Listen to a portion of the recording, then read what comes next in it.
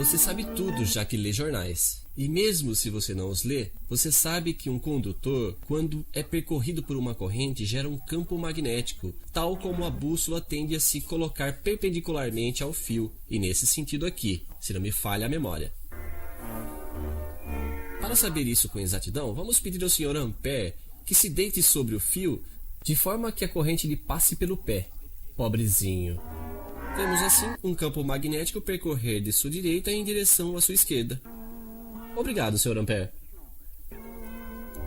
Mas, já que uma corrente gera um campo magnético, nossos senhores diziam que, reciprocamente, podíamos esperar que um campo magnético convenientemente disposto ao redor de um fio gerasse uma corrente. Mas, bem, isso não funciona. Ou melhor, sim, isso funcionou, mas somente quando aproximávamos ou afastávamos o campo magnético do fio. Então, antes de continuar, é preciso que tudo isso esteja bem claro.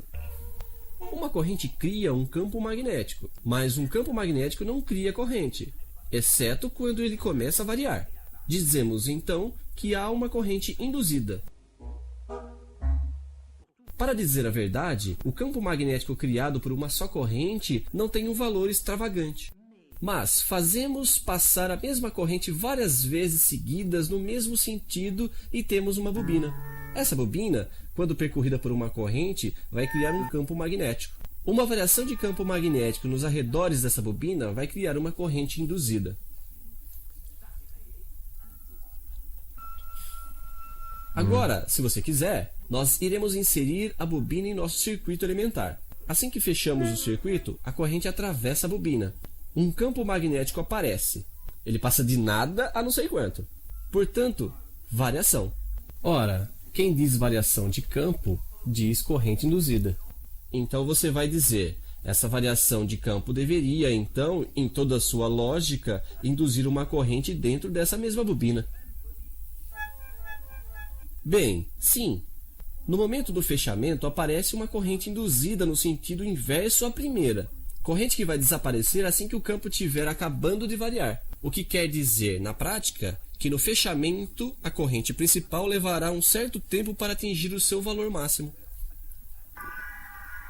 A bobina, no final das contas, seria um tipo de criatura que não gosta muito de mudanças. Um certo senhor Lenz tinha o hábito de dizer que uma bobina induzia uma corrente que se opunha às variações daquela que a geraria. Dessa forma, assim que a corrente que a atravessa aumenta, ela tenta contrariar esse aumento. Quando a corrente é estabilizada, ela nem dá bola. Mas, se de repente ela começa a diminuir, ela se opõe a essa diminuição, induzindo uma corrente no mesmo sentido, como que para substituir a corrente principal inadimplente. A corrente induzida por uma bobina depende do que chamamos de sua indutância. Anote, L, indutância expressa em Henry, do nome Sr. Henry, que era americano. A indutância da bobina depende principalmente, e você terá dúvidas, do número de espiras, mas de várias outras coisas também, como o seu comprimento e o tipo de núcleo sobre o qual ela é enrolada. Assim, quando fechamos um circuito munido de uma bobina, a intensidade leva um certo tempo para atingir o seu valor máximo. E se nós a fizéssemos desenhar uma curva, ela teria essa aparência aqui.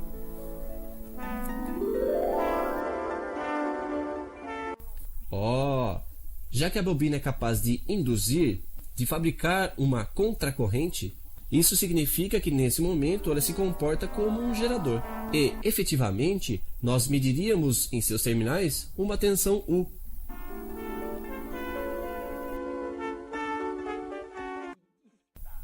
Que desaparece, certamente, assim que a corrente principal é restabelecida. Compare as curvas. Você verá que a intensidade máxima está atrasada em relação à tensão máxima. Assim, a bobina, como seu companheiro capacitor, são criaturas que se interessam às variações. No momento do fechamento, o capacitor deixa, primeiramente, passar a corrente. Depois, ele não deixa passar ao final de um certo tempo. A bobina, por sua vez, tenta, primeiramente, impedir a passagem da corrente. Depois, ela deixa passar, ao final de um certo tempo.